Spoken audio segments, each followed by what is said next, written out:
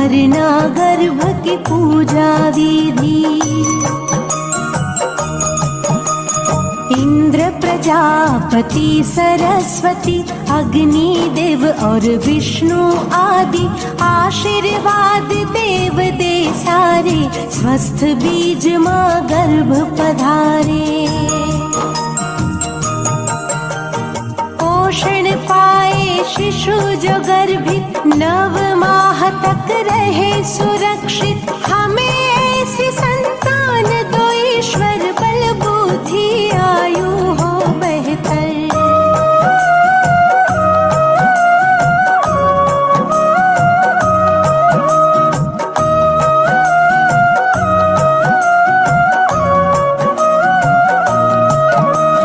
कलश दीप का करके स्थापन, देवर ननद शुभ दीप जलावन। मंगल चरण सब मिल के गावन, आशीष देते सब स्नेही जन। गर्भाधान के बाद है माता, कहते हैं सब ज्ञानी ज्ञाता। परिचर्या का पालन करके गर्भ शिशु की रक्षा करना। पौष्टिक सात्विक भोजन करना, योग प्राणायाम कसरत करना। वस्त्र अलंकार रत्न धारण, ग्रह नक्षत्र अनुरूप करना। रुचिकर संगीत करो श्रवण तुम, चित्र रंग अच्छे देखो तुम। शुद्ध हवा मिलती हो जहाँ पर, विहार कर ले माता वहाँ पर।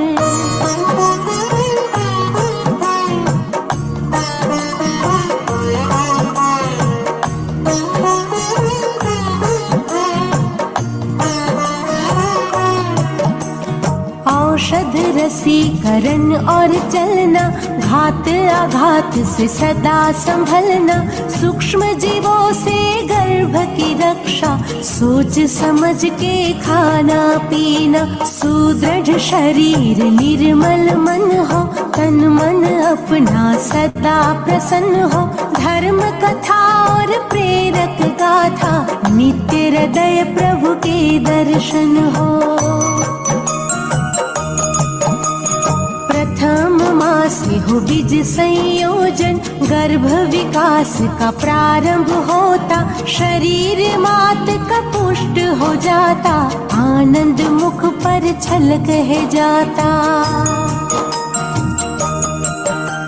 द्वितीय मास पंच तत्व है बनता, गर्भ में शिशु की होती है रचना। निर्माण क्रिया में वेग है आता, शिशु आकारित बनने लगता।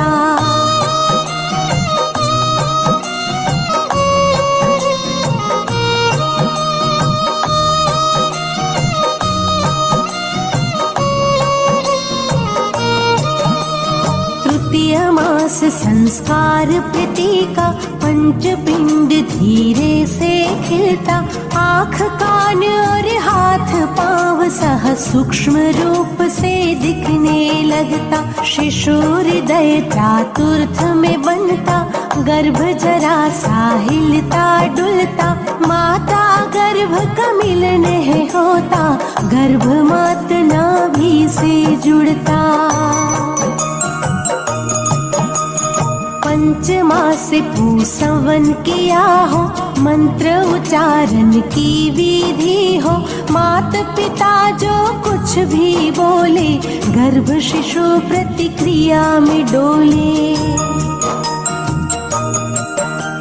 षष्ठ मास ओजस है आता, मन बुद्धि का विकास होता। काया कल्प है होने लगता, शिशु स्वयं संवरने लगता।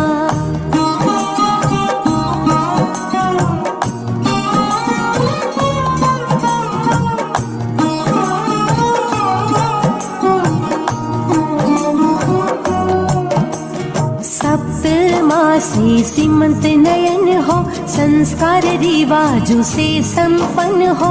इष्ट देव से करे प्रार्थना, शिशु स्वस्थ व गुण संपन्न हो। अष्ट मास उज आता जाता थकान महसूस करती माता, बोझ गर्भ का बढ़े जाता आराम चाहती है अब माता। नवम मास ओज स्थिर हो जाता, रक्षा सूत्र है बांधा जाता, पूर्णतः गर्भ विकसित होकर प्रसवोन्मुख पर है आ जाता। गर्भाधान की सारी बातें अच्छी तरह समझ में लाके, परिचर्या का पालन करके स्वस्थ निरोगी शिशु सब पाते। प्राचीन ऋषियों ने खोजा है गर्भ विज्ञान का मूल, इस विज्ञान को अनुसरे हो पाए संतति फूल। हैप्पी गर्भ संस्कार। वेलकम ऑल गर्भ संस्कार वर्कशॉप के दूसरे दिन सभी मम्मास का स्वागत है। चेहरे पर प्यारी सी smile, video cameras on, comfortable position में बैठ जाइए और चलिए शुरू करते हैं वर्कशॉप के दूसरे दिन को एक क्विक रिवीजन के साथ। कल के सेशन में हमने क्या क्या सीखा था, कौन सी महत्वपूर्ण बातें आपको अच्छी तरीके से याद रह गई है, जरा क्विकली चैट बॉक्स में रिप्लाई कर हमें बताइए। जरा चेक तो करें कि आप सभी ने वर्कशॉप अटेंड करने के बाद उसमें से याद कितनी बातें रखी हैं। तो क्विक रिप्लाई फ्रॉम एवरीवन। कल के सेशन में हमने कौन कौन सी बातें समझी थी? Left brain right brain development की एक्टिविटी, हमेशा हैप्पी और पॉजिटिव रहना है, 16 संस्कारों की बातें हमने समझी थी। अगर आपने कल का सेशन मिस किया है तो ऑलरेडी हमने उसका वीडियो ग्रुप में शेयर कर ही दिया था, तो आप वहां से भी उसे दोबारा चेक कर सकते हैं, रिवाइज कर सकते हैं। हमने 16 संस्कारों में पहले 3 संस्कार गर्भ संस्कार कहे जाते हैं, उसे समझने की कोशिश की। साइंटिफिक अप्रोच द्वारा हमने जाना कि गर्भ संस्कार का महत्व कितना ज्यादा है। बच्चे का 80% ब्रेन माता के गर्भ में बन जाता है। हमें ब्रेन को डेवलप करने के लिए पहेलियां सुलझानी है, क्रिएटिव एक्टिविटीज करनी है, अच्छे अच्छे वीडियोस देखने हैं। हमारे हर विचार की इम्पैक्ट बेबी पर पड़ती है, हमारी हर क्रिया की असर बेबी पर पड़ती है। इन बातों को हमने जाना। कुंददम वड़कुनाथ स्वामी टेम्पल का एग्जाम्पल अमेजिंग था। सुश्रुत संहिता के मंत्र द्वारा गर्भ संस्कार की सही अहमियत समझ में आ गई। शास्त्र के प्रमाण जानकर और विश्वास बढ़ गया। Great, amazing. सो ऑलमोस्ट आप सभी को कल के सेशन की सारी इंपॉर्टेंट बातें अच्छी तरीके से याद है। तो अल्टीमेटली हमने ये जाना कि हम जैसा जीवन जिएंगे वैसा बेबी बनने वाला है। तो आज हम लॉजिकल एक्सप्लेनेशन ऑफ गर्भ संस्कार के बेनिफिट, गर्भ संवाद कैसे करना होता है और बच्चे में अच्छे संस्कारों का डेवलपमेंट करने के लिए, इमोशनल डेवलपमेंट करने के लिए क्या करना है, इसके बारे में डिस्कस करेंगे। सो व्हाट इज ट्रू गर्भ संस्कार? Joyful, positive and virtuous lifestyle. हमें प्रेगनेंसी के दौरान हैप्पी रहना है, पॉजिटिव सोचना है, अच्छी अच्छी एक्टिविटीज करनी है। पर केवल इन बातों को जानने से गर्भ संस्कार नहीं होगा, इन बातों को इंप्लीमेंट करना पड़ेगा। जो 12 एक्टिविटीज हम आपको सिखा रहे हैं, उन एक्टिविटीज को जब तक हमने रेगुलर प्रैक्टिस करना शुरू नहीं किया ना, तब तक हमें रिजल्ट नहीं मिलने वाला। क्या चीजें गर्भ संस्कार नहीं है? किताबें पढ़ लेना, लेक्चर सुन लेना, मंदिर में जाकर पूजा या हवन कर लेना, दवाइयां खा लेना, ये गर्भ संस्कार नहीं माना जाता। कई लोग सोचते हैं कि किसी फिजिकल क्लास में जाकर 2-4 दिन एक्टिविटी कर लेंगे, 15 दिन में, महीने में एक बार, और गर्भ संस्कार हो जाएगा। क्या लगता है आपको? अगर दीपाली जी और नेहा जी सुबह आधा घंटा गर्भ संस्कार करें और बाकी का पूरा दिन अनुपमा देखें, बिग बॉस देखें, तो क्या बेबी को बेनिफिट मिलने वाला है क्या? Not possible. तो फिर वीक में एक दो दिन गर्भ संस्कार कर लेने से क्या पूरा दिन पॉजिटिविटी रह पाएगी? सवाल ही पैदा नहीं होता। तो ये तो हमें थ्रू आउट द डे अलग अलग समय पर रेगुलर प्रैक्टिस करना पड़ेगा ना, तब जाकर रिजल्ट मिलने वाला है। तो गर्भ संस्कार को लेकर जो गलतफहमियां हैं उन्हें भी दूर करनी बेहद जरूरी है। कई मम्मास के मन में सवाल आ रहा होगा, सर हमारा तो तीसरा महीना, पांचवा महीना, सातवां महीना शुरू हो चुका है, अभी तक तो दुनिया भर के नेगेटिव विचार किए हैं, क्या अब गर्भ संस्कार करेंगे तो बेनिफिट मिलेगा? 100% मिलेगा। जितने दिन बाकी हैं उतने दिन तो बेहतर काम करिए। अभी तक का समय बेकार गया है, अब ये सोचकर अगर हम हिम्मत ही हार जाएंगे तो अब जानबूझकर गलती कर रहे हैं कहलाएंगे ना, क्योंकि पहले तो नहीं पता था इसलिए गड़बड़ की थी। पता चलने के बाद गड़बड़ करना बेवकूफी बन जाएगी। तो जितने भी दिन बचे हैं उतने दिन भी अगर आप गर्भ संस्कार को फॉलो करोगे तो डेफिनेटली रिजल्ट मिलेगा। तो केवल इम्प्रोवाइजेशन करना है, आदतें सुधारनी है, ऐसा बोल बोल करने से थोड़ी ना आदत सुधरेगी। चलिए एक आदत को इम्प्रोवाइज करने की कोशिश भी करते हैं। आपको आलू या टमाटर लेकर बैठने को कहा गया था, तैयार है सभी के पास? तो उस आलू या टमाटर को बड़े गौर से अपनी दोनों उंगलियों में पकड़कर देखिए, और आज हम इस आलू का शुक्रिया अदा करने वाले हैं। बहुत फायदे उठाए हैं ना अरुणा जी, ज्योतिका जी, लिमिथा जी, गीता जी, बंसी जी, एवरीबडी इस आलू के? घर पर मेहमान आएंगे, सब्जी में दो आलू काट कर डाले, बैलेंस। ऐसे तो अनगिनत बेनिफिट है ना। और ये बेचारा कितना शरीफ है, इसे काटो, इसे उबालो, इसे छीलो, हर तरीके से हमारी मदद करने को तैयार हो जाता है। पर क्या किसी ने आज तक इसे थैंक यू कहा है? अगर हम ही थैंक यू नहीं कहेंगे तो फिर बच्चे में ही आदत कैसे आएगी? देखिए हम सभी हिंदुस्तानियों की एक बड़ी ब्यूटीफुल आदत है ना, कोई गलती करता है ना तो हम डांटने पहले पहुंच जाते हैं, पर कोई अच्छा काम करता है ना तो हम उसे थैंक यू कहने में बड़े आलसी हैं। आपसे ज्यादा ये अनुभव और किसको होगा है? अच्छी सब्जी बनती है ना तो तारीफ कभी कभी मिलती है, पर किसी दिन सब्जी में नमक कम या ज्यादा हो गया तो डांट पक्की मिलने वाली है। सही बात है ना? तो आज हम इस आदत को इम्प्रोवाइज करेंगे। सभी अपने आलू या टमाटर को बड़े प्यार से देखिए और मेरे साथ बोलिए, हे आलू महाराज, आपका बहुत बहुत धन्यवाद। क्या बात है, थैंक यू कहते ही आप लोगों के चेहरे पर कितनी बड़ी स्माइल्स आ रही हैं। हाँ, चेक करिए अपने आलू या टमाटर की स्माइल, वो भी हंस रहा होगा, उससे भी जिंदगी में पहली बार किसी ने थैंक यू कहा है। ये छोटी छोटी आदतें जब हम अपनी लाइफ में ऐड करते हैं ना तो बेबी की लाइफ में भी ये आदतें ऐड होने लगती है। अब जब हमने अपने आलू या टमाटर को इतना हैप्पी बना ही दिया है तो क्यों ना इससे एक मजेदार हेल्प ले ली जाए। प्रेगनेंसी में खट्टी चीजें बहुत पसंद आती है, सही बात है चेतना जी, नैना जी, दीपाली जी। और अगर मैंगो मिल जाए तो क्या कहना। पर अभी तो सीजन है ही नहीं मैंगो की। पर मैंने कुछ माता पिताओं को देखा है जिनके पास कुछ ऐसे मंत्र हैं जो आलू देते हैं। तो आप सभी के पास आलू या टमाटर तो है ही, क्यों ना हम उस मंत्र को अप्लाई करें और इस आलू या टमाटर को आम में कन्वर्ट कर दें। अंजना जी, पीनल जी, अच्छा आइडिया है ना? मॉनसून में मैंगो खाने का मजा। चलिए तो ट्राई करते हैं। सभी अपने आलू को ध्यान से देखिए और मेरे साथ बोलिए, हे आलू महाराज, कृपा कर कर आम बन जाइए। नेहा जी, मोनिका जी, नैना जी, अगर आप ऐसे हंस हंस कर बोलोगे ना तो बिल्कुल भी काम नहीं चलेगा, थोड़ा तो सिंसियर होकर ट्राई करना पड़ेगा ना। मंत्र बोल रहे हैं हम, आलू को आम बनाने की कोशिश कर रहे हैं। चलिए थोड़ा सीरियस होकर बोलिए सभी, हे आलू महाराज, कृपा कर कर आम बन जाइए।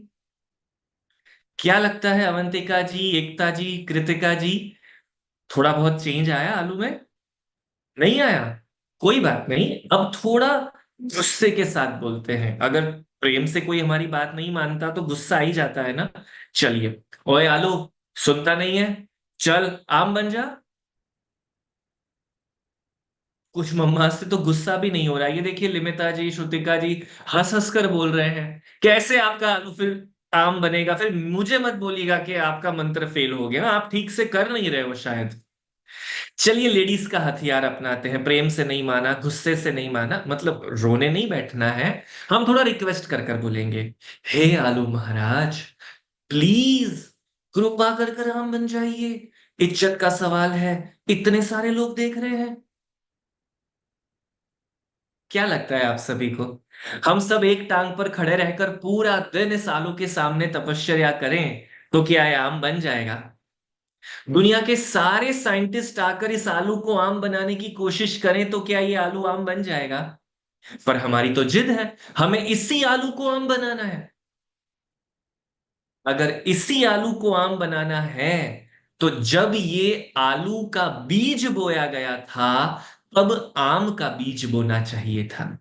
और दुनिया के मेजोरिटी माता पिता क्या कर रहे हैं, गर्भ में आलू जैसे संस्कार देते हैं, और जब बच्चा बड़ा हो जाता है तो उसे डांटते हैं, मारते हैं, गुस्सा करते हैं, महंगी महंगी स्कूलों में एडमिशन दिलवाते हैं, सोचते हैं कि अब हमारा आलू आम बन जाएगा। क्या लगता है, आलू आम बन सकता है क्या मारने डांटने से? Not possible. हमारे शास्त्र भी कहते हैं सुधार बीज में होता है, वृक्ष में नहीं। जैसा बीज बोएंगे फल वैसा ही मिलने वाला है, इसे कोई चैलेंज नहीं कर सकता। बोया बीज बबूल का तो आम कहां से पाओगे? अब हमें तय करना है कि हमें आलू का बीज बोना है या आम का बीज बोना है। अगर इस समय इस डिसीजन को नहीं ले पाए ना तो बाद में हम ही, अभी तो हंसी मजाक लग रही थी ना आलू को आम बनाने की कोशिश करते हुए, जब अपने बच्चे को आलू में से आम बनाने की कोशिश करेंगे तब अपने आप पर हंसी भी नहीं आ पाएगी ना, क्योंकि बहुत देरी हो चुकी होगी, अब वो बीज नहीं बन पाएगा। इसलिए जो कुछ भी हमें अपने बच्चे को सिखाना है, इन 9 महीनों से ज्यादा उत्तम समय आपको अपने जीवन में दोबारा कभी नहीं मिलने वाला। अगर ये 9 महीने आपने प्रायोरिटी में नहीं बिताए तो बाद में सिर्फ आलू को आम बनाते हुए दिखेंगे, और अपने आप पर हंसी भी नहीं आ पाएगी उस समय, क्योंकि लाचार बन चुके होंगे। अब हमारे पास कोई ऑप्शन नहीं बचेगा उसे बेहतर बनाने का। और देखिए इसका सीधा जागता एविडेंस है हम खुद। जरा याद करिए तो, आपने अपने जीवन में जितनी भी आदतों को इम्प्रोवाइज करने का सोचा है, क्या अब आदतें इम्प्रोवाइज होती है? सुबह जल्दी उठना है, वॉकिंग करने जाना है, रोज एक एप्पल खाएंगे, बहुत सारे रूल्स पता है ना, कितना इम्प्रोवाइज होता है अभी? जो आदतें बचपन में पड़ गई है ना, उन आदतों को लाइफ टाइम इम्प्रोवाइज किया जा सकता है, लेकर चला जा सकता है। बट अब चेंज करना बहुत कठिन है। अगर सच में पॉसिबल होता ना तो आईआईटी, आईआईएम, ऑक्सफोर्ड, हार्वर्ड, ये सारी यूनिवर्सिटीज क्या एडवर्टाइजमेंट करती पता है? अपने आलू जैसे बच्चों को भेजो, हम आम बना कर देंगे। पर ये सारी कॉलेजेस भी क्या करती हैं देखिए, जो ब्रिलियंट बच्चे हैं ना केवल उनको एडमिशन देती हैं। अब ब्रिलियंट को आप क्या नया सिखाने वाले हो, वो तो ऑलरेडी ब्रिलियंट है। अगर कोई यूनिवर्सिटी सच में पावरफुल है तो उसे ये एडवर्टाइजमेंट करना चाहिए था ना कि बेवकूफों को भेजो, जिनको कुछ नहीं आता है उनको भेजो, हम उनको धीरू भाई अंबानी या रतन टाटा बनना सिखा देंगे। ये काम केवल माता के गर्भ में हो सकता है। दुनिया की और कोई यूनिवर्सिटी की ताकत नहीं है जो बच्चे को महान बनाने का चैलेंज ले सके। आप प्लानर हैं या प्रेग्नेंट, वर्किंग है या हाउसवाइफ, जॉइंट फैमिली है या बेड रेस्ट पर हो, इन 5 दिनों के दौरान हर माता पिता गर्भ संस्कार करना सीख जाएगी। इतना ब्यूटीफुल तरीका हम डिस्कस करने वाले हैं। तो अब स्टेप बाय स्टेप हम ये समझने की कोशिश करेंगे कि इन चीजों को इम्प्लीमेंट कैसे करना है। सुमित जी, स्टार्टिंग में हम आलू को बेस्ट कह रहे थे, आलू तो अभी भी बेस्ट ही है ना, हमने आलू की बुराई कहाँ की है? हम आलू की कंपैरिजन आम से कर रहे हैं, और यहां बैठी हर एक माता ने स्वीकार किया कि हाँ आलू से आम ज्यादा बेहतर है, क्योंकि अभी प्रेगनेंसी में ज्यादा टेस्टी लगता है। तो यहां पर बहुत ज्यादा लॉजिकल चीजें सोचने की रिक्वायरमेंट नहीं है, हमें बेहतर और बेहतर की कंपैरिजन डिस्कस करनी थी। अभी हम केवल उस दिशा में समझने की कोशिश कर रहे हैं। Clear everybody? इसीलिए प्रोफेसर जे कृष्णमूर्ति की एक अद्भुत बात जो हमें बार बार याद करनी है, इंजीनियर, शिक्षक, डॉक्टर, अन्य कुछ भी बनने के लिए स्कूल और कॉलेजेस है, परंतु क्या माता पिता बनने के लिए कोई कॉलेज, कोई स्कूल, कोई टीचर मिलते हैं?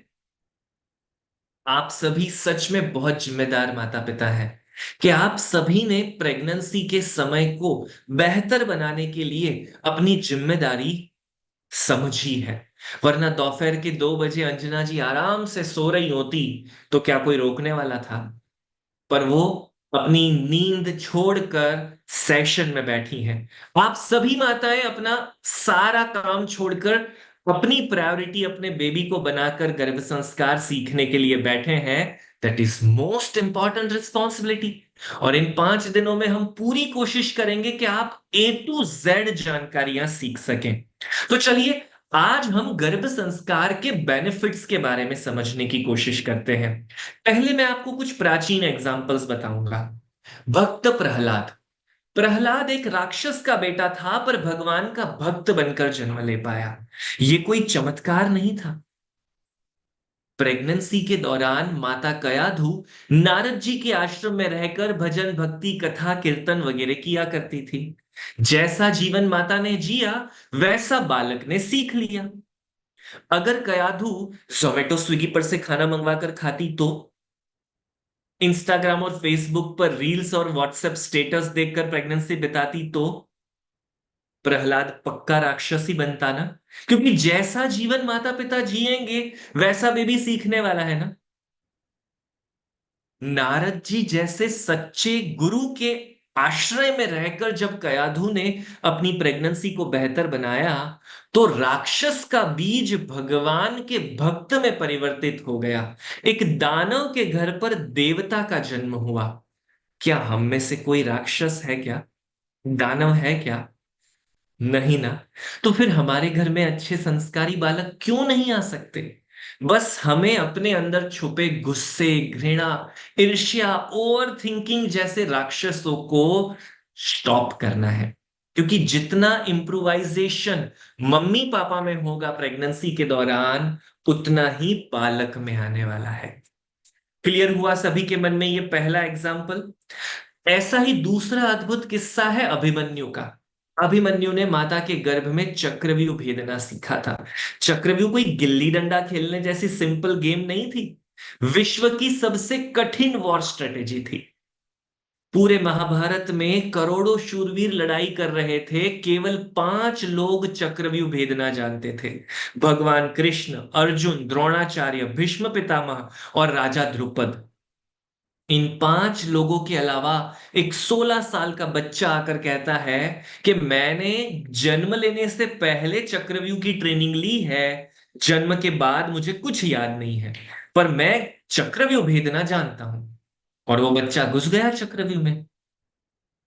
चक्र में से बाहर निकलने का अंतिम पड़ाव उसे नहीं पता था, क्योंकि जब उस पड़ाव की डिस्कशन चल रही थी तो माता सो गई।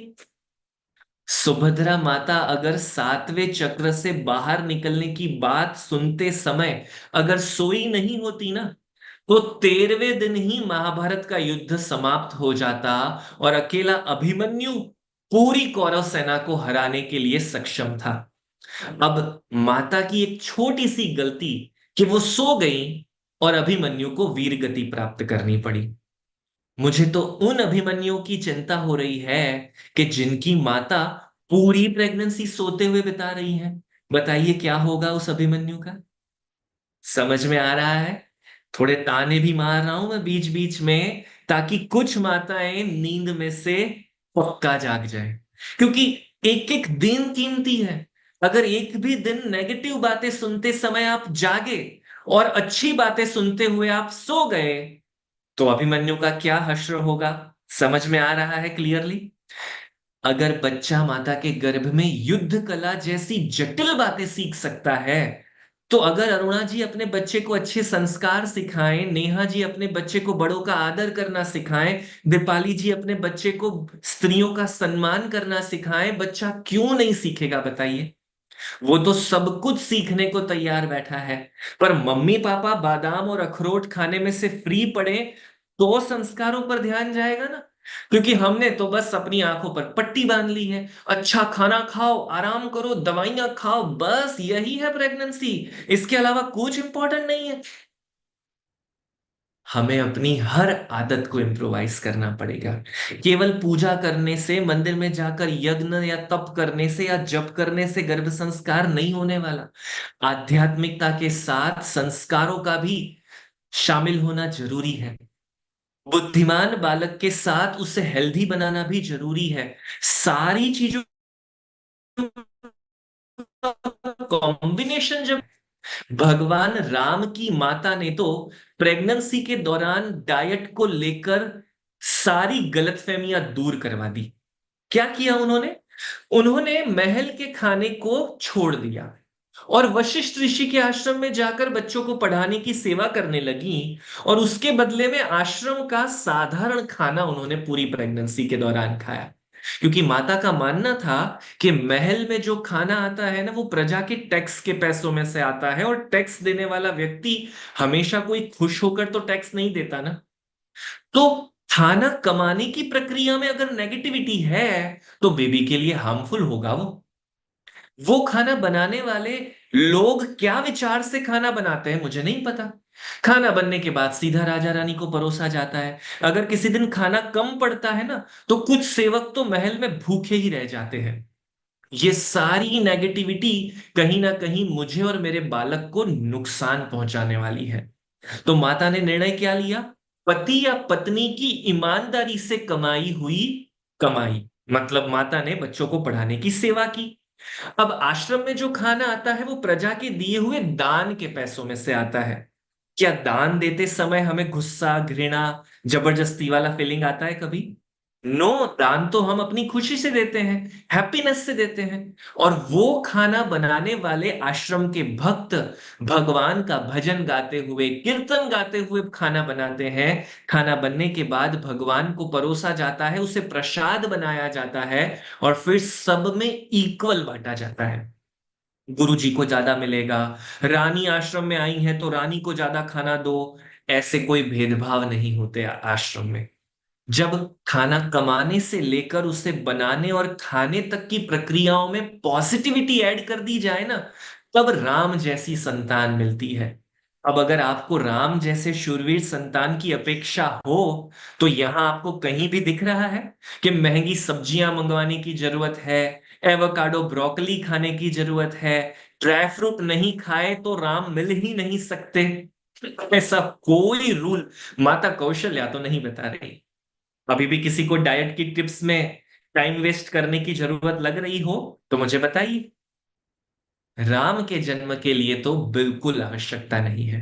हाँ, घर पर बना हुआ सात्विक खाना खाइए, कोई हम घर पर कचरा थोड़ी ना खाते हैं। हम कचरा वाला खाना तो बाहर जाकर खाते हैं। तो घर के खाने को लेकर कोई कंफ्यूजन मत रखिए। घर का दाल चावल सब्जी रोटी पापड़ सलाद जो कुछ भी आप खाते हैं ना, वो मोर देन सफिशिएंट है आपके बच्चे के डेवलपमेंट के लिए। मन में ये इतनी सारी कंफ्यूजन आ गई है ना कि एक्स्ट्रा खाना पड़ेगा, ये सप्लीमेंट लेने पड़ेंगे, प्रोडक्ट बेचने के लिए तो डराना पड़ेगा आप लोगों को। अगर हमें कोई प्रोडक्ट नहीं बेचने हैं तो फिर घर का खाना मोर देन सफिशिएंट है। कौशल्या माता को कौन से सप्लीमेंट मिले होंगे आयरन के, कैल्शियम के? आप लोग तो ले रहे हो ना? ले रहे हो, लीजिए, मैं मना नहीं कर रहा हूं। पर डाइट को लेकर कंफ्यूज मत होइए, क्योंकि आधी से ज्यादा एनर्जी माताओं की सिर्फ डाइट प्लान ढूंढने में निकल जाती है। हालांकि फॉलो तो इसमें से कुछ भी नहीं करते हैं वापस। पता सबको सब कुछ होता है, इंप्लीमेंट करने की जब बारी आती है ना, तो सारे गड़बड़ घोटाला करते हैं। इसकी बात हम डे 4 पर और ज्यादा डिटेल में करेंगे। अब मैं आपको दो ऐसी माताओं से मिलवाना चाहता हूं जिनके पास आप सबके प्रॉब्लम्स का सॉल्यूशन है। बहुत सारी मम्मास पूछ रही है ना सर बहुत नेगेटिव विचार आते हैं, घर का वातावरण टॉक्सिक है, ऑफिस में बहुत नेगेटिव बातें सुननी पड़ती है, इन नेगेटिविटीज में हम कैसे पॉजिटिव रहें? आप सबके पास नेगेटिव विचारों के या चिंता करने के जितने कारण है ना, चलिए लिस्ट बनाइए। क्या लगता है गायत्री जी, शिवांगी जी, किंजल जी, 15-20 प्रश्नों के बाद सबके कॉमन प्रॉब्लम्स दिखने लगेंगे? यूनिक प्रॉब्लम कितने ढूंढ कर निकालोगे आप सब मिलकर? 20-25? क्योंकि घर के प्रॉब्लम में ऑलमोस्ट सभी के घर के प्रॉब्लम आ गए ना। उसमें सासू माँ भी आ गई, पड़ोसी भी आ गए, भाभी भी आ गए, ननद भी आ गए, सब आ गए, राइट? अब इन 20-25 प्रश्नों को हम एक तरफ रखते हैं और अब मैं आपको दो माताओं से मिलवाता हूं। एक ऐसी माता है जिनकी प्रेगनेंसी के समय उनके पति ने दूसरी शादी कर ली। माता के सिर पर मौत का खतरा मंडरा रहा था, क्योंकि सामने वाली जो सेना थी ना, वो कभी भी आक्रमण करती थी। अब माता जिस सेना का हिस्सा थी, वहां पर सैनिकों की कमी थी, सैन्य हथियार कम थे, तो कई बार गर्भवती होने के बावजूद इस माता को युद्ध की सेवा में जुड़ना पड़ता था, मदद करनी पड़ती थी। रात को कहाँ खाना खाएंगी या कहाँ सोने वाली है, ये भी कई बार माता को पता नहीं होता था। इतना इनसिक्योर एनवायरमेंट था। क्या लगता है क्या हालत हुई होगी बच्चे की, है ना? ऐसा बच्चा तो बिल्कुल डरपोक पैदा हुआ होगा, बिल्कुल ढीला ढाला कमजोर पैदा हुआ होगा, क्योंकि ना फूड अच्छे से मिल रहा है, ना कोई और व्यवस्था अच्छे से मिल रही है। ऐसी ही एक और माता है जिसके भाई ने अपनी गर्भवती बहन को प्रेगनेंसी के दौरान जेल में डाल दिया और कहा कि जैसे ही तेरी संतान का जन्म होगा, मैं खुद उसे आकर मार डालूंगा। क्या बीतेगी एक माता पर जब उसका खुद का सगा भाई, जिसे वो राखी बांधती है, उसने ऐसा धमकी भरा सिर्फ व्यवहार नहीं किया है, जेल में डाल दिया। अब ऐसा भाई क्या अपनी बहन को हलवा पूरी खाने के लिए भेजता होगा प्रेगनेंसी में, कि बहन तू प्रेग्नेंट है तो चल मैं तेरे लिए ड्राई फ्रूट का हलवा बनवा कर भेजता हूं? अगर इतनी समझ होती तो जेल में डालता ही नहीं ना। ऐसे वातावरण में प्रेगनेंसी कैसी बीतेगी, जस्ट इमेजिन करिए। इन दोनों माताओं के जीवन में जितने भी प्रश्न आपने अभी देखे, क्या इसमें से आपके वो 20-25 प्रश्नों के लिस्ट को कंपेयर करने के लिए कुछ बच रहा है? कंपेयर करने लायक है? 0%? Not at all? आप में से किसी के भाई ने जेल में डाला है आपको? आप में से किसी को टेंशन है कि आज रात को क्या खाना मिलेगा, कहां जाकर सोएंगे? नथिंग। हमारे पास कोई प्रॉब्लम्स नहीं है इन प्रॉब्लम्स की कंपैरिजन में। अगर ये दोनों माताएं, जीजाबाई और देवकी माताएं, कृष्ण भगवान और शिवाजी महाराज जैसे शूरवीर संतान को जन्म दे सकती है, तो आप क्यों नहीं दे सकते? इन दोनों माताओं के सामने जितनी विडंबनाएं थी, क्या इनको vomiting, mood swing, body pain नहीं होता होगा क्या प्रेगनेंसी में? इनको डिलीवरी का डर नहीं लग रहा होगा क्या? सब कुछ फील किया इन्होंने जो आप सभी कर रहे हो। पर इन्होंने जो प्रश्न फेस किए हैं ना, ऐसे प्रश्न हम में से किसी के पास नहीं है। इन दोनों माताओं के मन में क्लैरिटी थी कि हमें अपने बालक को बेहतर जीवन देना है। माता जीजाबाई शूरवीरता की लोरियां सुनाती थी, पराक्रम से भरी कहानियां सुनाती थी और कहती थी, हे पुत्र, तेरा जन्म मैं मुगल साम्राज्य के सर्वनाश के लिए कर रही हूं। और शिवाजी महाराज ने पूरे भारत में मराठा साम्राज्य को फिर से स्थापित कर दिया। कृष्ण भगवान के बारे में तो कुछ डिस्कशन करने का सवाल ही खड़ा नहीं होता। पूरी दुनिया के लिए एक आदर्श स्वरूप बनकर उन्होंने अद्भुत भगवत गीता ग्रंथ की भेंट दी। अगर ये दोनों माताएं कर सकती हैं, तो आप क्यों नहीं कर सकते? देखिए, सिचुएशंस नहीं बदलने वाली। मेरे पास कोई जादू मंत्र नहीं है कि मैं आपको बोलूंगा कि आपके परिवार के लोग बदल जाएंगे, आपकी फिजिकल कंडीशन बदल जाएगी, आपकी फाइनेंशियल कंडीशन बदल जाएगी, आपको पेन नहीं होगा प्रेगनेंसी के दौरान। सब कुछ एज इट इज ही होने वाला है। पर जिस माता के लिए उसकी संतान प्रायोरिटी बन जाती है ना, जिस माता के मन में क्लैरिटी आ जाती है ना कि मुझे अपने बालक को बेहतर बनाने के लिए हर मुमकिन कोशिश करनी है, उस माता को दुनिया की कोई ताकत नेगेटिविटी नहीं दे सकती। क्योंकि हैंडल करना हमारे हाथ में है। अगर हम छोटी छोटी बातों को पहाड़ वाला स्वरूप बनाकर दुखी होते रहते हैं, तो ये हमारी चॉइस है। और हम एक छोटा सा प्लेन उड़ाकर चेहरे पर स्माइल ला सकते हैं, तो प्लेन बनाकर उड़ाना हमारी चॉइस है। अब आपको तय करना है कि आप कौन सी चॉइस पर आगे बढ़ना चाहते हो। एक्टिविटीज ब्रह्मास्त्र है। जब हम अपना सारा ध्यान एक्टिविटीज पर डाइवर्ट कर देंगे तो नेगेटिव विचार कम से कम रहने वाले हैं। मैं ये नहीं कह रहा कि आपको नेगेटिव विचार बिल्कुल नहीं आएंगे, पर नेगेटिव विचार आने के बाद उसे 2 घंटे तक सड़ा सड़ा कर उसकी गंदी स्मेल लेना आपकी चॉइस है, और तुरंत एक्टिविटी कर कर उस नेगेटिविटी को दूर फेंक कर हैप्पी हो जाना आपकी चॉइस है। कौन सी चॉइस लेनी है, मनीषा जी को खुद तय करना पड़ेगा, रेखा जी को खुद तय करना पड़ेगा। ये चॉइस हम नहीं तय कर सकते। इसीलिए गर्भ संस्कार का सिंपल डेफिनेशन है, 12 एक्टिविटीज को रोज प्रैक्टिस करो। जब भी कोई नेगेटिव विचार आए तुरंत एक एक्टिविटी शुरू करो, अपने आप नेगेटिव विचार भाग जाएगा। और अगर बैठे रहेंगे, खाली दिमाग रखेंगे, उसी बात को बार बार बार बार घसीटेंगे अपने दिमाग में, तो बदबू बढ़ने वाली है, नेगेटिविटी बढ़ने वाली है। और ये कोई डे नाइट नहीं हो जाएगा कि आज मैंने आपको स्टाइल बताई और आज शाम से नेहा जी ने सारे नेगेटिव विचार करने बंद कर दिए। नेगेटिव विचार लाने के लिए बरसों तक मेहनत की है ना, तो उसे भगाने के लिए कुछ दिन तो मेहनत करनी पड़ेगी ना। तो 10 दिन 15 दिन रोज एक्टिविटीज करने की आदत डालोगे ना, तो 10-15 दिन के बाद चेंज आना शुरू होगा। पर आपको अगर आज के आज करेक्शन चाहिए ना, तो पॉसिबल नहीं है। दुनिया की कोई ताकत आकर आपको एक दिन में हैप्पी रहने का वरदान नहीं दे पाएगी। हमें ग्रेजुअली उससे इंप्रोवाइज करना पड़ेगा। Done, clear everybody? गर्भ संस्कार के ऐसे अद्भुत बेनिफिट सिर्फ हजारों साल पहले मिलते थे ऐसा नहीं है। अभी भी इन बेनिफिट्स की बहुत बड़ी श्रृंखला है। भारत के प्रधानमंत्री नरेंद्र मोदी, इनके पूरे खानदान में कोई पॉलिटिक्स में नहीं है। ये तो पॉलिटिक्स में एकदम एक्स्ट्रा ऑर्डिनरी परफॉर्मेंस कर रहे हैं ना। इनका काम करने का तरीका सही है या गलत, ये अभी हमारे चर्चा का टॉपिक नहीं है। पर पूरी दुनिया मान चुकी है कि नरेंद्र मोदी जी को पॉलिटिक्स का अद्भुत नॉलेज है। एकदम स्मार्ट मूव्स करते हैं, नेशनल टॉपिक्स हो या इंटरनेशनल टॉपिक्स हो। ये कहां से आया?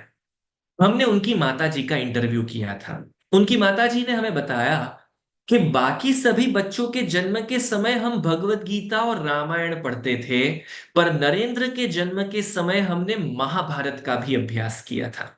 अब महाभारत तो लड़ाई झगड़े की बातें हैं ना, प्रेगनेंसी में नहीं पढ़ना चाहिए ऐसा कई लोग कहते हैं। पर किसी भी ग्रंथ को पढ़ने के लिए इंपॉर्टेंट रूल क्या है?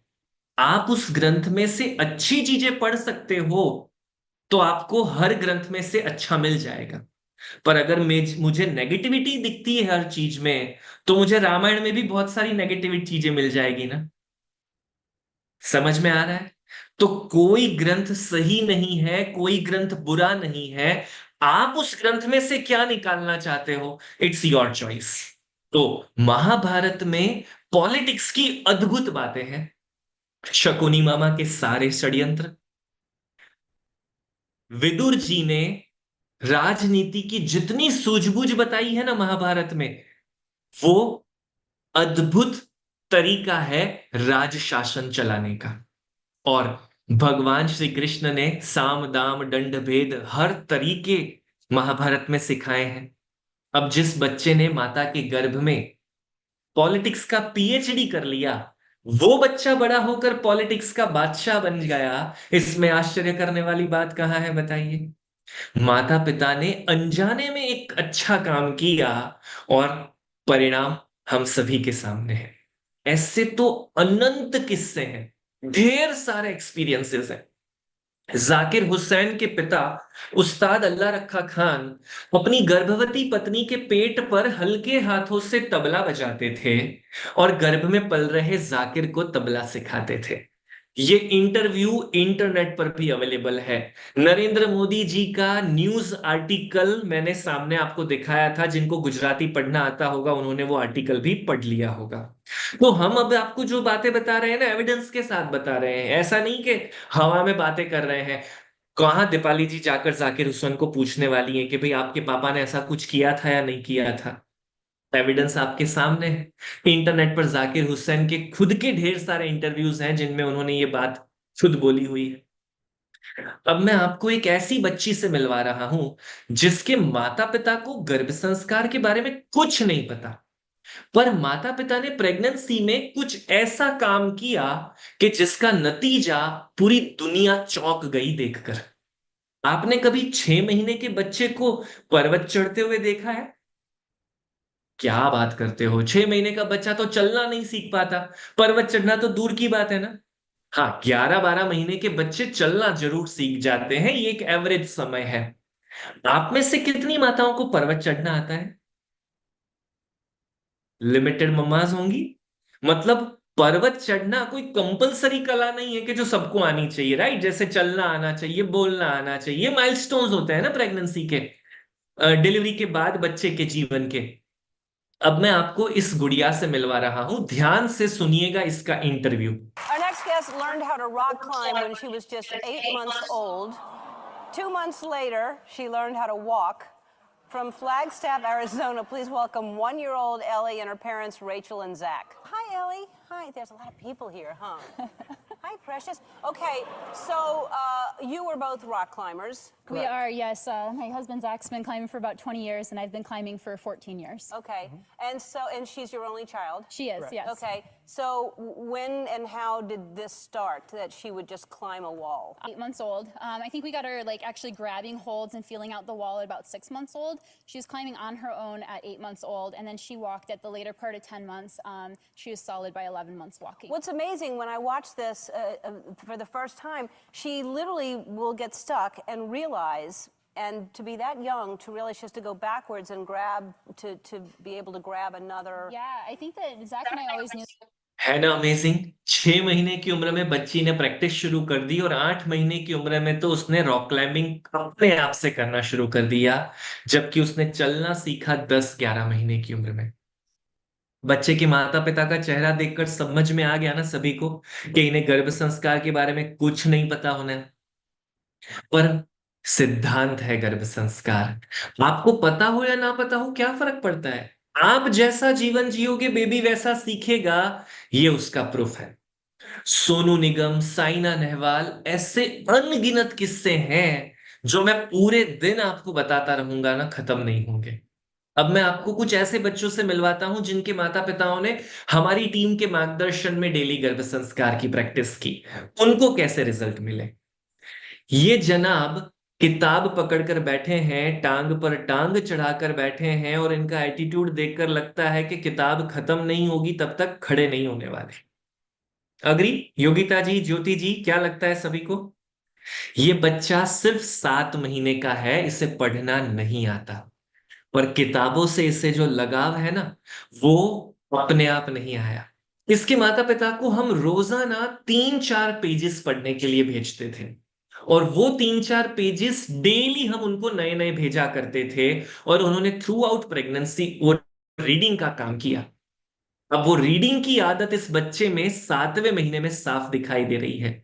क्या लगता है, जब ये 7 साल का होगा तो इसे टोकने की जरूरत पड़ेगी? पढ़ाई करने बैठ, या फिर उल्टा हो जाएगा, मम्मा पापा कहेंगे अब थोड़ी देर खेल भी आ, बहुत हो गई पढ़ाई। जैसा गुण माता पिता ने गर्भ में दिया, वो गुण आजीवन बच्चे के साथ उसकी आदत बनकर आ गया। ये बेबी कैसा लग रहा है सभी को? देखते ही स्माइल आ गई है काफी मम्मास के चेहरे पर। ऐसे बड़े बड़े, बड़ी बड़ी आंखें, प्यारे प्यारे गाल, गोलू पोलू, ऐसे फीचर्स तो बहुत सिंपल हैं। कैसे आते हैं पता है? ये बच्चा 3 महीने की उम्र में बोलना शुरू कर चुका था। नॉर्मली बच्चे 8-9 महीने की उम्र के बाद बोलने की शुरुआत करते हैं। सुनना चाहोगे क्या बोला ये 3 महीने की उम्र में?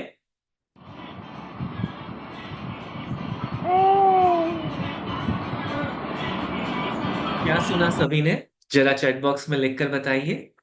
Yes, everybody saying Om Om Om Om. Mummy papa अगर उबले हुए आलू जैसी शक्ल बनाकर प्रेगनेंसी बिताते हैं ना, तो बच्चे के फीचर्स वैसे ही आते हैं। इस बच्चे की माता हैप्पी और पॉजिटिव रहकर प्रेगनेंसी बिताती थी, तो रिजल्ट हमारी आंखों के सामने है, गोल मटोल प्यारा सा चेहरा। और माता पिता ने प्रेगनेंसी के दौरान जो गर्भ संस्कार का डिसिप्लिन में पालन किया हमारी टीम के मार्गदर्शन में, उसका नतीजा बच्चा 3 महीने की उम्र से आपके और मेरे जितने क्लियर प्रोनाउंसिएशन से ओम बोल रहा है। 5वें दिन हम आपको और ऐसे ढेर सारे फीडबैक्स बताएंगे जो आपने शायद अपनी कल्पना में सोचे भी नहीं होंगे। पर ये सारी चीजें कब आएगी प्रेगनेंसी में रिजल्ट के तौर पर? जब हम अपनी प्रेगनेंसी में कुछ बदलाव लाएंगे। तो कल के सेशन में हमने 3 एक्टिविटीज सीखी, left brain development, right brain development and puzzle solve करना, वीडियो वॉच करना। आज हम और 3 एक्टिविटीज लर्न करेंगे जो बच्चे में अच्छे संस्कारों के लिए है। पहली एक्टिविटी है गर्भ संवाद। गर्भ पर हाथ रखकर बच्चे से डेली माता पिता जब बातें करते हैं, तो ये बातें बच्चे के सबकॉन्शियस माइंड में स्टोर हो जाती है और जन्म के बाद बच्चे की बिलीफ सिस्टम बन जाती है। कैसी बातें करनी चाहिए, किस प्रकार इसे प्रैक्टिस करते हैं, ये करने से अनुभव कैसा होता है, मैं बोल के एक्सप्लेन करूं ना, इससे बेहतर है कि आप सभी खुद अभी गर्भ संवाद करिए हमारे साथ और आप खुद प्रैक्टिकली अनुभव करिए। तो प्लानर या प्रेग्नेंट तमाम माता पिता अपने दोनों हाथ माता के गर्भ पर रखिए, आंखें बंद करिए और अपने टमी पर हाथ रखकर अपने बेबी को महसूस करिए। सोचिए आपका बेबी आपकी गोद में बैठा है, आप उसके साथ खेल रहे हैं, आप उसके सिर पर हाथ सहलाते हुए उससे बातें कर रहे हैं। अब हम यहां से जो कुछ भी बोलें उन बातों को सुनते जाइए और वो सेम बातें बड़े प्यार से, लगाव से, दुलार से अपने बेबी के साथ डिस्कस करते जाइए। गर्भ संवाद की शुरुआत में 3 बार ओम मंत्र का उच्चारण करेंगे।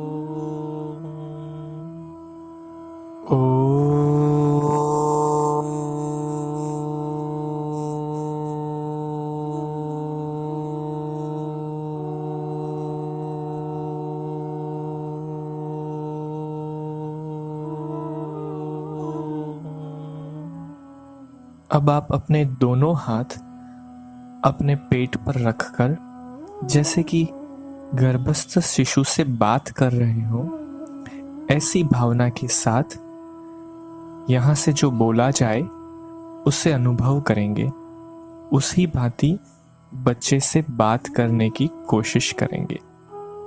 प्रिय बेटा, तेरे आने के समाचार से मैं और पूरा परिवार बेहद खुश हैं। तेरे पापा, दादा दादी, मामा मामी, चाचा चाची और सारे पड़ोसी खूब ही आनंद महसूस कर रहे हैं। घर में उत्सव का माहौल बन गया है। हम सभी मिलकर तेरे आगमन की बेहद शानदार तैयारियां कर रहे हैं। किंतु बेटा, तू धीरज रखना। पृथ्वी पर जन्म लेने की कोई जल्दबाजी मत करना। 9 महीने की ये यात्रा बिल्कुल आराम से, इत्मीनान से पूर्ण कर कर बाद में ही जन्म लेना है। वैसे भी तू मेरी कुख में एकदम सुरक्षित है। तुझे किसी भी प्रकार की तकलीफ ना हो, उसका मैं और परिवार के सभी सदस्य बहुत ही ध्यान रख रहे हैं। तू कितना समझदार है, तू मेरी बातें सुन तो रहा है ना? हाँ, तेरे हिलने डुलने से मुझे पता लग रहा है कि तू बहुत ही ध्यान से मेरी बातें सुन रहा है और मुझे प्रत्युत्तर भी दे रहा है। तू मुझे सबसे ज्यादा प्रिय है। तू कितना सुंदर है, सुशील है, संस्कारी और समझदार है। तू अत्यंत तेजस्वी और गुणवान भी है। तेरी बुद्धि असीमित तेजस्वी है। तेरा व्यक्तित्व बेहद आकर्षक है। तू विविध भाषाओं और कलाओं में निपुण भी तो है। तू हमेशा हिम्मतवान, साहसिक और सकारात्मक सोच रखने वाला है। तू जीवन की सभी समस्याओं से आसानी से समाधान पालेगा।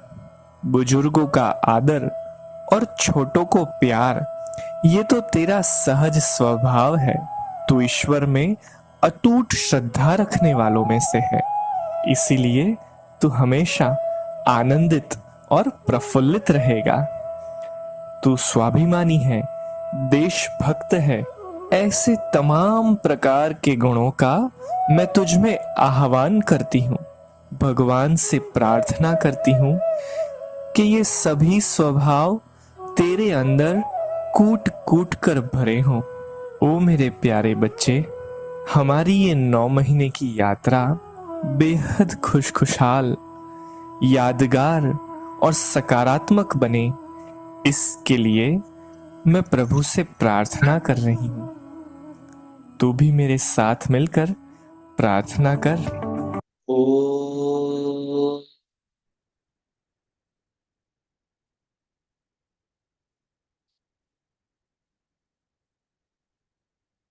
धीरे धीरे सभी अपनी आंखें खोलकर नॉर्मल कंफर्टेबल पोजीशन में वापस आ जाइए। हमें चैट बॉक्स में अपना अनुभव लिखकर बताइए। अभी अपने बेबी से बातें कर कर आपको कैसा महसूस हो रहा है? कई माताओं के चेहरे पर खुशी के आंसू दिखाई दे रहे हैं। अमेजिंग एक्सपीरियंस, बेहद खूबसूरत, ब्यूटीफुल एक्सपीरियंस। पहली बार बेबी को महसूस किया, बेबी का मूवमेंट फील हो रहा था। यस, जिनका भी 5वां 6ठा महीना या ऊपर का समय होगा, उनको डेफिनेटली बेबी का मूवमेंट फील हुआ होगा। It's like blessing. आंखों में आंसू आ गए थे। I can't express my feelings in the words. बहुत सरस, ब्यूटीफुल एक्सपीरियंस। बेबी का मूवमेंट बढ़ गया है, बेबी फील हो रहा है। We are planner but still amazed with this activity. बहुत ज्यादा मूवमेंट कर रहा है बेबी अभी। I am planning stage but feels like amazing. Thank you sir, beautiful experience. Video मिल जाएगा क्या? मेरे बेबी का बहुत ज्यादा किकिंग फील हो रहा है, मूवमेंट फील हो रहा है। It was divine experience. Baby का मूवमेंट बढ़ गया है। क्या कोई हिप्नोटिज्म हुआ है अभी? कोई जादू हुआ है? माता और बालक के रिलेशन में इतनी अद्भुत एनर्जी है। अगर रोजाना माता पिता इस तरीके से बच्चे से बातें करेंगे ना, तो आपके बालक के डेवलपमेंट पर एक अद्भुत प्रभाव आने वाला है। हमारी टीम ने प्लानिंग से लेकर डिलीवरी तक के अलग अलग स्टेजेस के लिए करीबन 100 से अधिक गर्भ संवाद और अफर्मेशंस तैयार किए हैं, जो हम डेली माता पिताओं को प्रैक्टिस करवाते हैं। पर आज ये जो अनुभव आपने किया, ये अकेली मम्मा को मिले तो चलेगा नहीं ना। पापा का भी तो कुछ रोल बनता है ना प्रेगनेंसी में। जॉइंट अकाउंट है ना।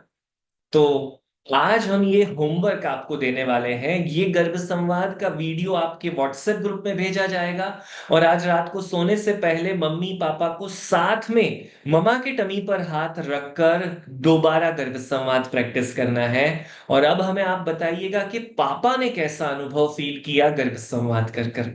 तो हमारी चौथी एक्टिविटी है गर्भ संवाद, जो हमें डेली प्रैक्टिस करना है।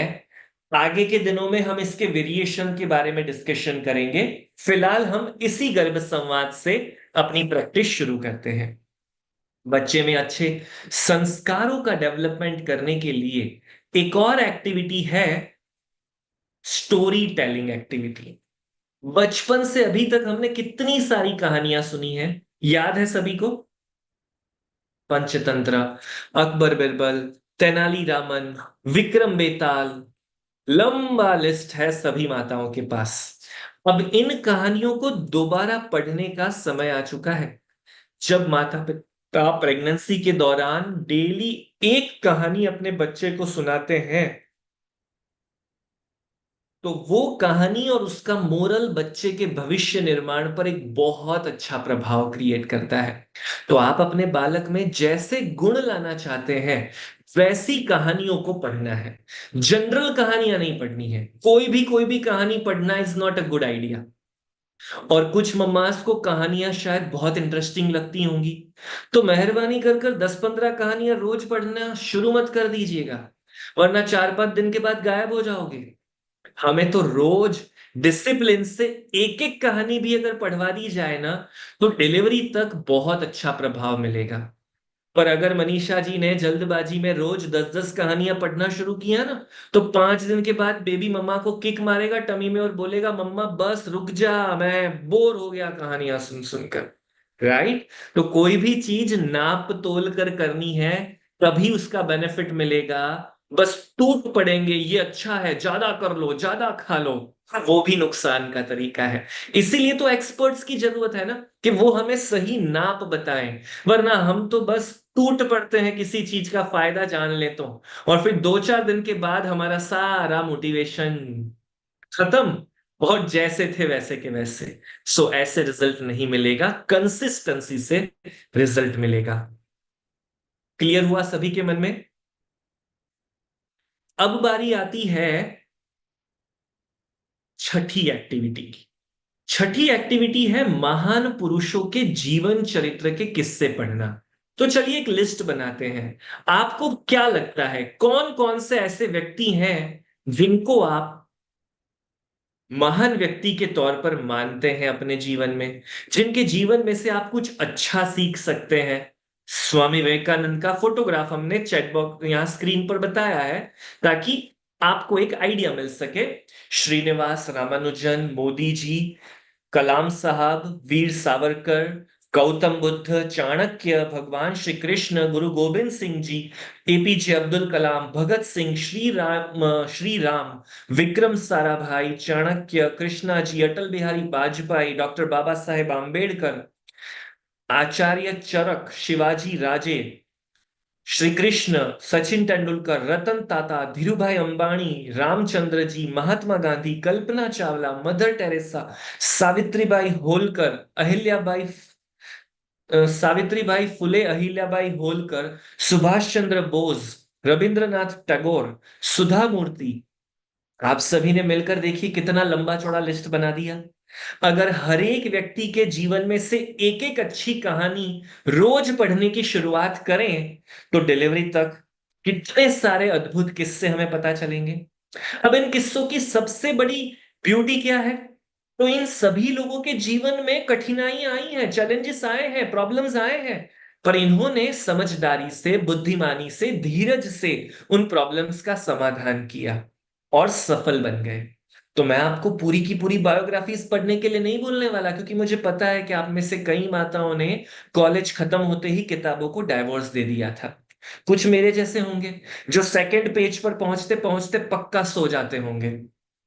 तो लंबी चौड़ी कहानियां, लंबे चौड़े नॉवेल्स नहीं पढ़ने हैं, कॉस्टली भी बहुत आते हैं। एक एक महान पुरुष की जीवन चरित्र की किताब 1000-1500 से कम में नहीं आएगी। अब गायत्री जी अगर 10 किताबें खरीद कर लाई ना, तो 10-12 हजार का बिल चिपक जाएगा, और अल्टीमेटली ये 12 हजार की किताबें अगली दिवाली पर रद्दी की दुकान पर जाएगी 15 रुपए किलो। राइट? क्योंकि पूरी नहीं पढ़ पाते, हमें पता है, प्रैक्टिकली भी तो कुछ समझना पड़ेगा ना। तो सिलेक्टेड किस्से हम आपको निकाल कर देंगे, वो आपको डेली पढ़ने हैं। अब समझ में आया कि 4 पेज कौन से? 2 कहानी के पेज, 2 महान पुरुषों के जीवन चरित्र के पेज। 4 पेज पढ़ने में किसी को दिक्कत नहीं आने वाली। पर कंसिस्टेंसी से ये काम किया ना बचे हुए प्रेगनेंसी के दिनों में, तो उसका इम्पैक्ट बहुत ब्यूटीफुल आने वाला है। अब ये काम तो पापा भी कर सकते हैं ना। किसी दिन पापा कहानी सुनाएंगे, किसी दिन पापा पहेली सॉल्व करने में हेल्प करेंगे। तो गर्भ संस्कार जॉइंट अकाउंट है, जितना पापा का इन्वॉल्वमेंट हो सकता है करने की कोशिश करिए। राइट? पापा की बात निकली है ना, तो चिंता मत करिए, पापा की भी रिस्पॉन्सिबिलिटी हम डिस्कस करेंगे कल के सेशन में। कल के सेशन में एक इंपॉर्टेंट पार्ट होगा पापा की रिस्पॉन्सिबिलिटी का, और कल के सेशन में हम प्लानिंग से लेकर डिलीवरी तक की पूरी प्रोसेस डिस्कस करेंगे। तो खास कर जो प्लानर माता पिता हैं, उनके लिए कल के सेशन के 15 मिनट मोस्ट इंपॉर्टेंट पार्ट होंगे, क्योंकि प्लानिंग के बारे में पूरी क्लैरिटी हम कल के सेशन में डिस्कस करने वाले हैं। और कल हम स्पिरिचुअल डेवलपमेंट की एक्टिविटीज के बारे में भी सीखने वाले हैं। तो आज हमने 3 एक्टिविटीज डिस्कस की: गर्भ संवाद, कहानी पढ़ना, महान पुरुषों के जीवन चरित्र के किस्से पढ़ना। इन तीनों एक्टिविटीज का लक्ष्य है कि हम अपने बच्चे को गर्भ में अच्छे संस्कार सिखा सके, मोरल वैल्यूज सिखा सके। टोटल 6 एक्टिविटीज, मतलब आधा गर्भ संस्कार का टास्क कंप्लीट हो गया। आने वाले दिनों में बाकी की एक्टिविटीज पर फोकस करेंगे, पर आज के दिन हम आपको एक होमवर्क देना चाहते हैं, और ये होमवर्क थोड़ा चैलेंजिंग है, थोड़ा क्रिटिकल है, थोड़ी कॉम्पिटिटिव स्पिरिट वाली मम्मास के काम का है। तो क्या 2 दिन का वर्कशॉप अटेंड करने के बाद चैलेंज लेने की क्षमता आ गई है क्या आप सभी माताओं में? अगर हाँ, तो सी लिखकर चैट बॉक्स में रिप्लाई करिए कि yes, we are ready to accept the challenge. अगर ज्यादातर मम्मास चैलेंज लेने को तैयार होंगी, तो हम एक अमेजिंग चैलेंज आज आप सभी को देने वाले हैं। क्या बात है, YouTube पर और Zoom मीटिंग पर दोनों ही जगह एक भी मम्मा हमें ऐसी नहीं दिखी जो मना कर रही हो। Everybody is ready to take a challenge. तो आपका चैलेंज है, आपको एक ड्राइंग तैयार करनी है। ड्राइंग का विषय है हैप्पी गर्भ संस्कार। और हैप्पी गर्भ संस्कार कब होगा? जब गांधी जी के 3 बंदर की तरह मम्मा प्रेगनेंसी में 3 काम करेंगी। कौन से 3 काम? हैप्पी रहना है, पॉजिटिव सोचना है, अच्छी अच्छी एक्टिविटीज करनी है। तो आपको अपने चित्र के माध्यम से गांधी जी के 3 बंदरों की तरह प्रेगनेंसी में मम्मा की 3 आदतों को डिस्क्राइब करना है। तो आप प्रेग्नेंट मम्मा भी ड्रॉ कर सकते हैं। इन चीजों को किसी मार्मिक तौर पर दिखाकर प्रेजेंट कर सकते हैं, पर हैप्पी गर्भ संस्कार के इस थॉट को प्रेजेंट करना है। आप चित्र बना सकते हैं, मंडाला आर्ट कर सकते हैं, ओरिगामी कर सकते हैं, रंग भर सकते हैं, डेकोरेशन कर सकते हैं, डिजिटल कॉपी बना सकते हैं अगर आप कंप्यूटर पर काम करते हैं तो। No limit. कैसा लगा चैलेंज? आसान है या फिर टेंशन हो गया है? कितनी मम्मा एक्सेप्ट करने के लिए रेडी हैं इस चैलेंज को? वो ए लिखकर चैट बॉक्स में रिप्लाई करिएगा। क्या बात है, accepted accepted. Amazing idea, interesting idea, बहुत मजा आने वाला है। अभी से दिमाग में डिजाइन तैयार हो गई है कुछ मम्मास के, तो ऐसा बनाऊंगी, ये करूंगी, वहां से रेफरेंस लूंगी। कुछ मम्मास सामान की चिंता करने लगी हैं, कौन से कलर लेकर आऊं, कहां से सामान इकट्ठा करूं, एक्सेट्रा। ग्रेट। तो कल सुबह 10 बजे का समय है आप सबके पास। 10 बजे से पहले आपको होमवर्क वाले लिंक पर इसे सबमिट करना है, कल जिस पर आपने वीडियो देखने के बाद अपने फीडबैक सबमिट किए थे वहीं पर। अच्छा, आज के सेशन की शुरुआत में हमने एक वीडियो बताया था, ममा के टमी में बेबी की 9 महीने की यात्रा। कैसा लगा सभी को? और खास कर कितनी मम्माज ने उसे मिस किया? क्योंकि जिन्होंने मिस किया है ना, वापस दोबारा देखने को नहीं मिलने वाला। पर जिन्होंने देखा ना, उन सभी मम्मास के लिटरली रोंगटे खड़े हो गए थे। अमेजिंग थ्रिलिंग फीलिंग आ रहा था। लिटरली कुछ मम्मास की आंखों में आंसू आ रहे थे अपने बेबी की पूरी डेवलपमेंट प्रोसेस को देखकर। क्योंकि हम सिर्फ सोच सकते हैं ना कि क्या होता होगा अंदर, पर जब हमने देखा अपनी आंखों से पूरी घटना को, तो पूरा थॉट प्रोसेस चेंज हो गया। तो ऐसा ही एक अमेजिंग वीडियो कल भी हम देखने वाले हैं, हस्बैंड और वाइफ के रिलेशनशिप पर, और वो भी 1:45 शार्प स्टार्ट होगा। जो लेट आएंगे वो कल उस वीडियो को भी मिस कर जाएंगे। तो अब आपकी जिम्मेदारी है टाइम पर आना। डन? तो आज के 2 होमवर्क, एक गर्भ संवाद की प्रैक्टिस करनी है पापा के साथ, दूसरा हैप्पी गर्भ संस्कार थीम पर गर्भ संस्कार की मूल व्याख्या को समझाता हुआ अद्भुत चित्र तैयार कर कल सुबह 10 बजे से पहले सबमिट करना है। कल का सेशन अगेन शार्प 1:45 शुरू हो जाएगा। और कल के सेशन से पहले मैं आप सभी के साथ एक ब्यूटीफुल कॉन्सेप्ट शेयर करना चाहता हूं क्विकली। हैप्पी गर्भ संस्कार। हम चाहते हैं कि आप सभी अपने घर में हैप्पी गर्भ संस्कार बोलने की आदत शुरू करिए। गुड मॉर्निंग, गुड नाइट वगैरह ग्रीटिंग्स करते हैं ना, उसके साथ ये ऐड कर दीजिए। पता है क्या फायदा होगा इससे? एग्जाम्पल के तौर पर बिंदु जी ने अपने हस्बैंड को फोन लगाया, कुछ तू मैमे वाला टॉपिक था, और जैसे ही पापा ने फोन उठाया, पापा ने बोला हैप्पी गर्भ संस्कार, बोलो क्या काम है। अब क्या बिंदु जी झगड़ा करने का टॉपिक डिस्कस कर पाएंगी? अब विचार आएगा नेगेटिव डिस्कशन करने का? सवाल ही पैदा नहीं होता। तो अगर हमें अपने परिवार में सबको हैप्पी गर्भ संस्कार वाली आदत डलवा दी ना, तो घर के सारे लोग पॉजिटिविटी से एनवायरनमेंट क्रिएट करने में भी हेल्प करेंगे।